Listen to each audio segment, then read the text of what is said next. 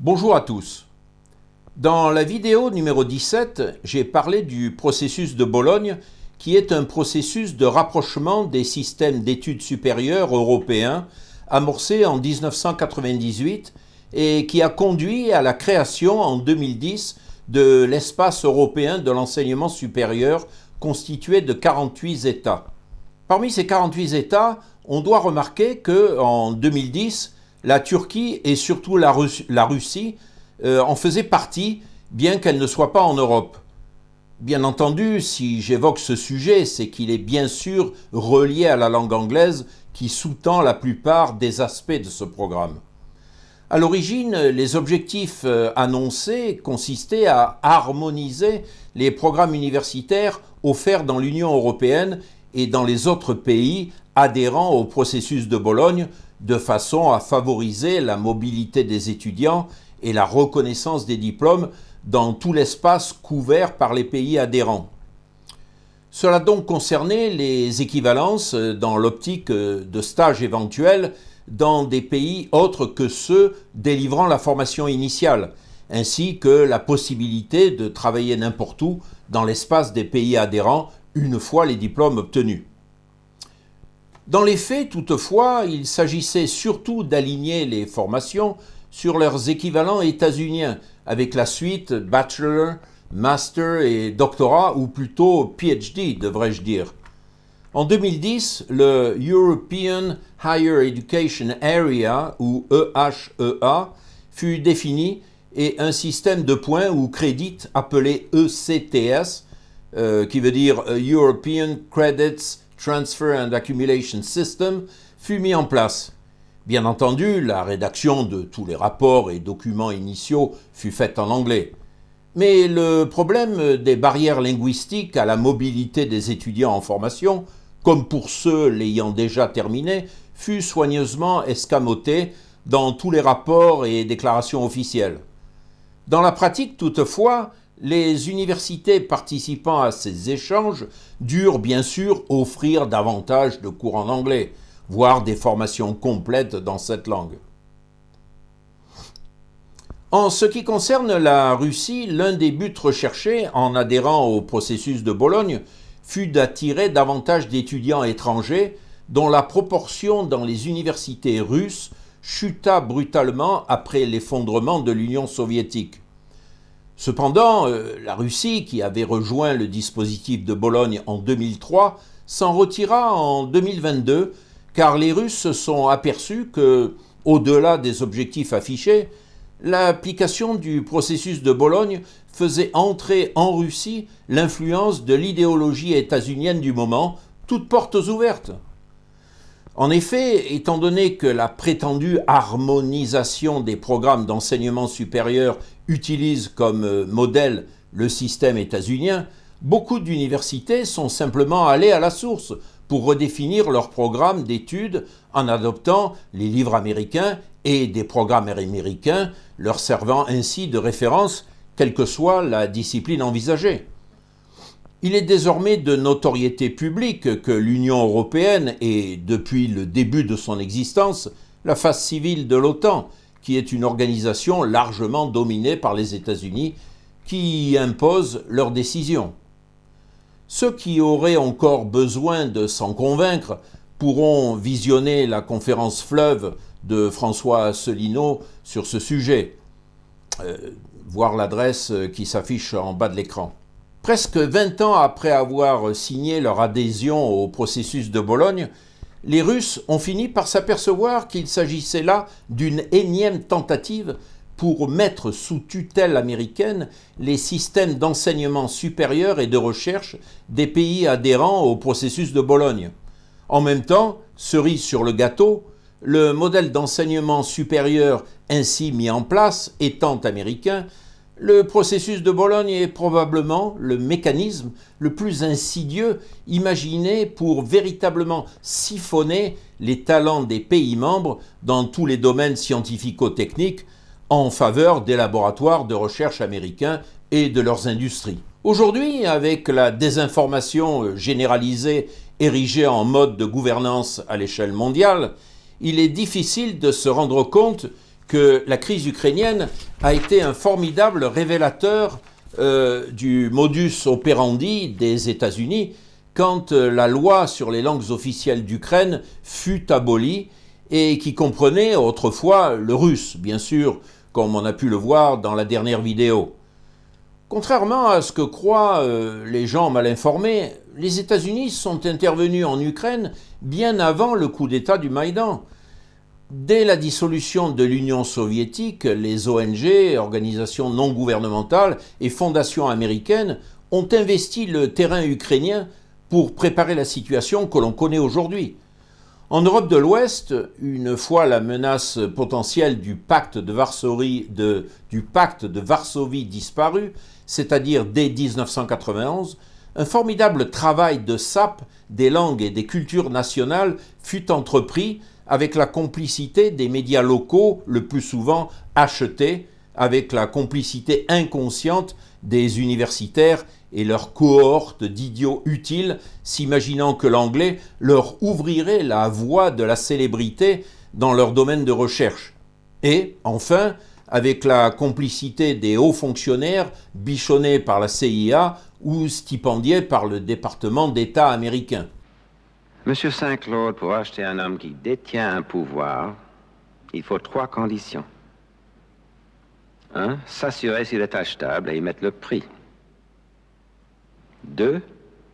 Lui assurer la discrétion absolue et totale. 3. Lui supprimer tout remords éventuel en lui suggérant très habilement qu'il agit dans l'intérêt de son pays. En général, ils sont très ouverts à ce genre de suggestions. Toute invasion, quelle qu'elle soit, invasion militaire ou culturelle, dans n'importe quel pays du monde, a eu et a encore sa cohorte de collabos qui rendent possible sa pénétration. Selon l'ancien président français Mitterrand, les États-Unis sont en guerre contre nous, mais une guerre subreptice et difficilement perceptible dont il faut distinguer 2 volets pour ma démonstration. Un volet anti-européen et un volet anti-français. Toutefois, dans le livre de Benhamou, Mitterrand ne va pas plus loin dans son affirmation et ne donne pas d'exemple immédiatement vérifiable. Le vice-amiral d'escadre français Antoine Sanguinetti est plus précis dans son livre intitulé « Mémoire d'action et de réaction », en rapportant l'une de ses interactions avec un des généraux américains rattachés à l'OTAN. Un jour, vous, les Européens, et les Français en particulier, il faudra vous détruire. L'Europe constitue une puissance rivale des États-Unis et les sanctions anti-russes déclarées par les Américains suite à l'invasion de l'Ukraine par la Russie se retournent en fait presque exclusivement contre l'Union européenne, avec des coûts de l'énergie devenant prohibitivement élevés, tandis que la Russie ne souffre nullement de ces prétendues sanctions. Сегодня 23 декабря 2022 года, видите, 95-й бензин заливает. По какой цене? Говорите, welcome to Russia, мать вашу. Les propos rapportés par Sanguinetti offrent donc une des clés de compréhension des événements actuels qui sont en train de déclencher des cascades en faillite dans la plupart des pays appartenant à l'Union européenne. Le deuxième volet concerne plus précisément la France. Les projections indiquent qu'en 2060, il y aura 1 milliard de francophones dans le monde, grâce à la démographie africaine en pleine expansion, tandis que celles de l'Europe et du bloc anglo-saxon seront en régression. Et comme ce sera également le cas en Asie, on prévoit par exemple qu'il y aura 1 milliard de Chinois à la fin du XXIe siècle.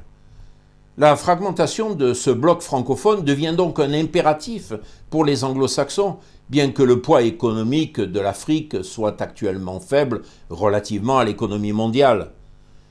Cependant, cela pourrait changer, comme ce fut le cas pour l'Asie, quand on pense que jusqu'à l'orée des années 2000, la Chine était encore considérée comme un pays du tiers-monde.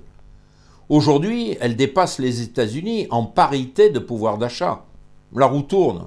Pour prendre des décisions en politique, et la langue est un sujet éminemment politique, comme je vais le démontrer, également pour prendre des décisions en économie et dans une multitude d'autres domaines, la difficulté est d'avoir une représentation fiable de la situation qui doit être décrite à l'aide d'un vocabulaire adéquat.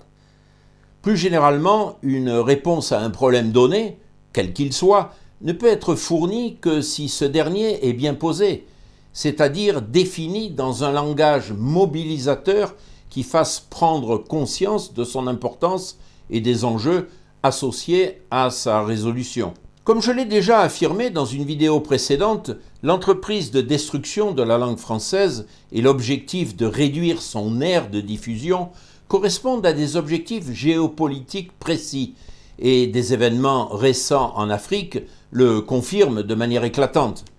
Il faut absolument cesser de dissocier les problèmes de langue des objectifs géopolitiques et géostratégiques.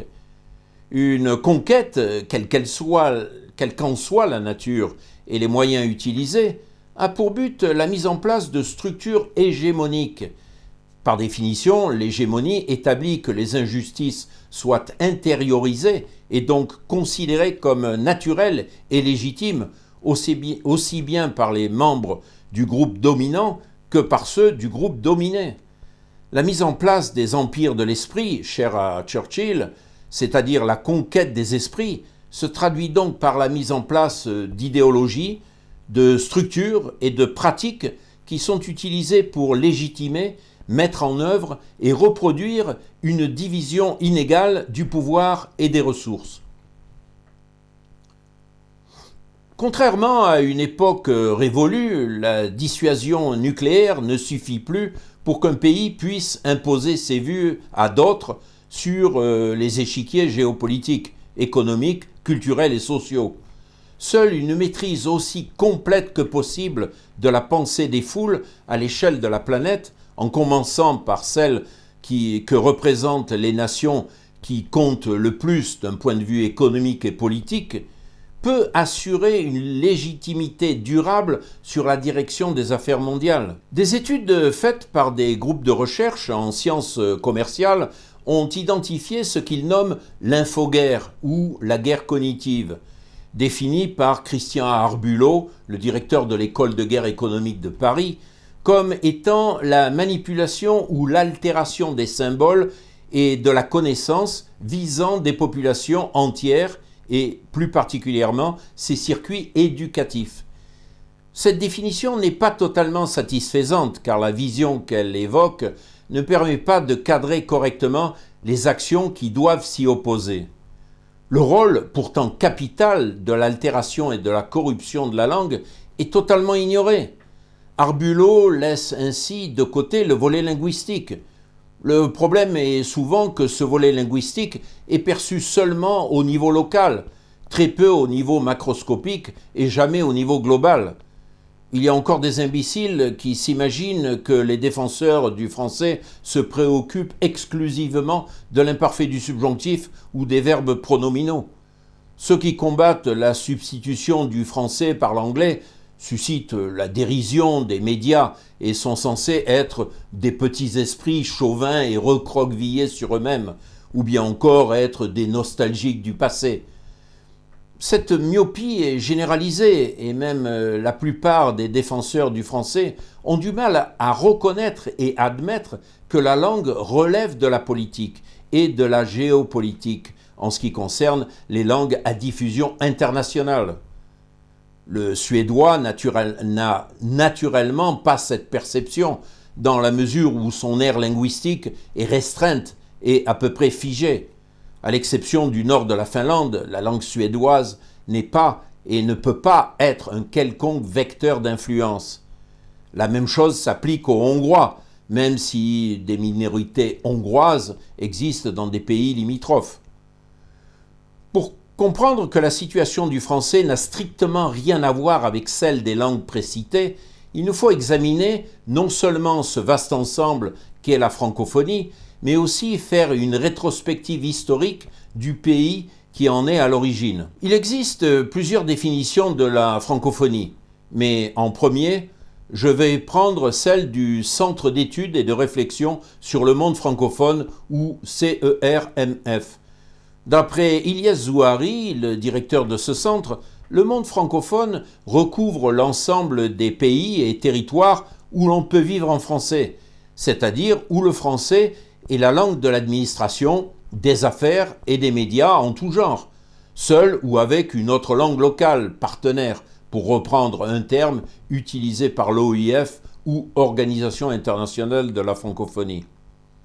Ces sociétés sont francophones dans la mesure où l'on peut y vivre et s'y épanouir en français et où la population est donc en contact quotidien avec cette langue qui est celle des presses parlées, des presses sur papier et en ligne. Cette définition exclut automatiquement des pays pourtant membres à part entière de l'OIF, mais où la connaissance de la langue locale est indispensable pour fonctionner au jour le jour. Ainsi, des pays comme le Liban ou le Vietnam sont automatiquement exclus de la liste des pays francophones, bien que la société libanaise compte en son sein quelques excellents locuteurs du français. Ce n'est pas parce que les billets de banque libanais sont libellés en français sur une de leurs faces qu'il s'agit d'un pays francophone pour autant. Quant au Vietnam, la francophonie résiduelle y est encore plus restreinte, quand on sait qu'il y a une vingtaine d'années, on n'y comptait que 235 000 francophones et où l'intérêt des étudiants en français était déjà en chute libre, dans une population qui, aujourd'hui, avoisine les 104 millions d'habitants. On ne peut non plus considérer des pays comme francophones sur la base du fait qu'ils peuvent être francophiles, comme c'est le cas de l'Arménie ou de la Bulgarie. Si l'on s'en tient donc à la définition du CERMF, le monde francophone est un vaste espace de 16,3 millions de kilomètres carrés, grand comme 4 fois l'Union européenne tout entière et qui représente 29,6 fois la France métropolitaine, 10,6 fois le Québec, ou encore 7 fois la République démocratique du Congo. Il regroupe 524 millions d'habitants qui se répartissent sur 33 pays et 4 continents, c'est-à-dire Europe, Amérique, Océanie et Afrique. Désormais, la première ville francophone du monde n'est plus Paris, mais Kinshasa, en RDC. Cet ensemble francophone, où le français n'a jamais été autant parlé, rassemble ainsi des peuples, des cultures et des traditions multiples, mais qui partagent une langue, une histoire et des intérêts communs. Cette histoire, il faut le préciser, est tout à fait semblable à celle de la formation et de l'expansion de toutes les grandes aires linguistiques du monde. Il s'agit de territoires de l'ex-empire français, tout comme l'Amérique hispanophone est composée de territoires de l'ex-empire espagnol, devenu indépendant au XIXe siècle, et l'anglosphère peut être définie exactement de la même manière.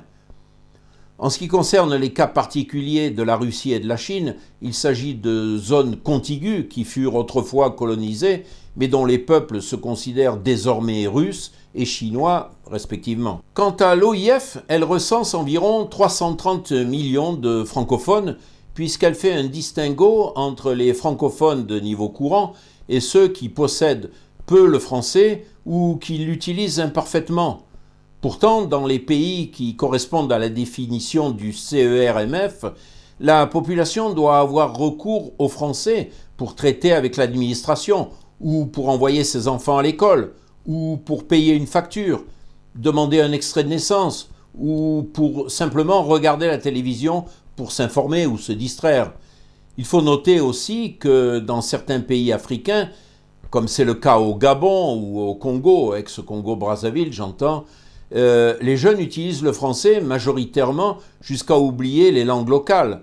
On assiste ainsi au même phénomène qu'en Amérique latine, où les populations autochtones se sont complètement converties à l'espagnol, dont l'usage obligatoire provient de la nécessité de communiquer avec des personnes issues de régions différentes. Cela s'est passé en France aussi, bien sûr, où les langues régionales ont quasiment disparu à cause des impératifs de travail et de mobilité, en dépit des efforts de certains pour les maintenir ou les faire revivre. L'immensité de l'espace maritime francophone doit être également pris en compte, puisque pour la seule Polynésie française, qui ne représente que 4000 km², la zone économique, la ZEE ou zone économique exclusive, ne représente pas moins de 5 millions de km², plus vaste que l'Union européenne tout entière, avec ses ressources encore non exploitées, telles que éventuellement ressources pétrolières, gazières et aussi minérales, puisque l'exploitation des nodules polymétalliques que l'on trouve un peu partout sur les planchers océaniques a déjà commencé dans d'autres parties du monde. Ilyes Zouari note que les statistiques publiées tous les 4 ans par l'Organisation internationale de la francophonie lors des sommets francophones ne devraient être destinées qu'aux autorités et pouvoirs publics des pays concernés, et notamment au ministère de l'enseignement public, afin de les aider à élaborer des politiques adéquates et à identifier les mesures à prendre en vue de remédier aux lacunes dont souffrent encore certaines parties de ces territoires en matière d'accès à l'enseignement. Les statistiques de l'OIF n'ont donc nullement à être diffusées au grand public. Toute diffusion à large échelle de ces données n'a pour seule et unique conséquence que d'induire en erreur les acteurs et décideurs économiques et politiques, ainsi que l'ensemble de la société civile, en dévalorisant considérablement à leurs yeux le monde francophone, alors que sa population a récemment dépassé celle de l'espace hispanophone qui compte aujourd'hui 460 millions d'habitants. L'OIF est une organisation dont la composition est extrêmement bizarre, du fait qu'elle compte des pays absolument non francophones dans les 27 pays observateurs, mais qu'elle a aussi admis des pays tels que le Rwanda, dont le gouvernement de Kagame a remplacé au forceps le français par l'anglais, alors que le français y était solidement établi en tant que langue officielle. La Corée du Sud, où on estime que 2% de la population, soit 1 million de Coréens, ont étudié le français en tant que langue seconde, mériterait de remplacer le Vietnam, où la proportion de francophones n'excède pas 1,4 pour 1000. Que viennent faire le Qatar et la Serbie dans les membres associés ?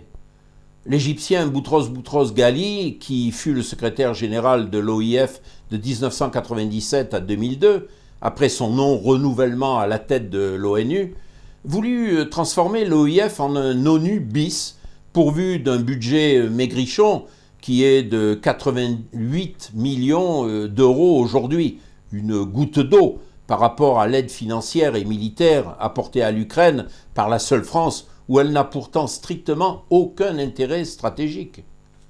Pour paraphraser le général de Gaulle, l'OIF est un machin sans grand rapport avec la langue française. L'Organisation internationale de la francophonie a actuellement 4 missions officielles, présentées telles quelles sur son site. 1. Promouvoir la langue française et la diversité culturelle et linguistique. 2. Promouvoir la paix, la démocratie et les droits de l'homme. 3. Appuyer l'éducation, la formation, l'enseignement supérieur et la recherche. 4. Développer la coopération au service du développement durable.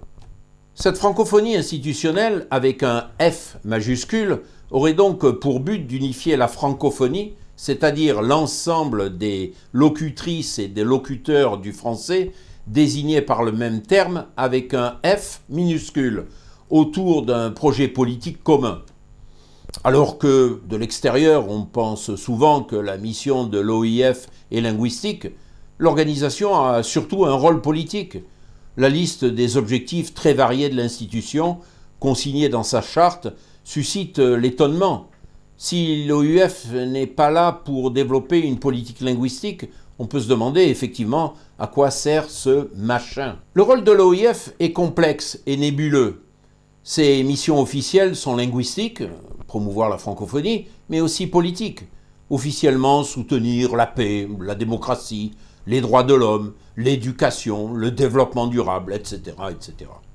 Cet affichage démocratique est cependant très contesté à cause de la présence dans l'OIF d'États et de personnalités politiques bien loin d'être démocrates.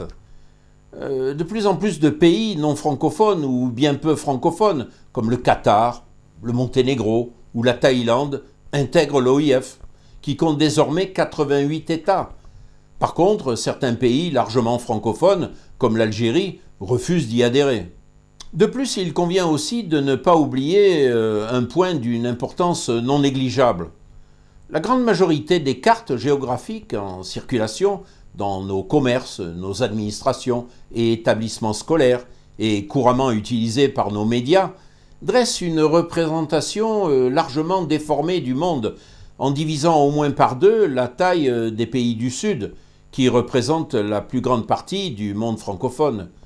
Il s'agit des planisphères issus de la projection de Mercator, dans laquelle le pôle Nord est déroulé sur une ligne horizontale. Ainsi, à titre d'exemple, la Côte d'Ivoire n'est pas 2 à 3 fois plus petite que l'Italie ou le Royaume-Uni, mais légèrement plus grande que l'Italie, et un tiers plus étendue que le Royaume-Uni. La Russie, et aussi grande soit-elle, et en grande partie inhabitable, comme le Canada d'ailleurs, n'est pas 2 fois plus étendue que l'Afrique, mais environ 2 fois moins. Une autre image montre la taille réelle du Groenland comparée à celle des États-Unis d'Amérique et à celle de l'Afrique.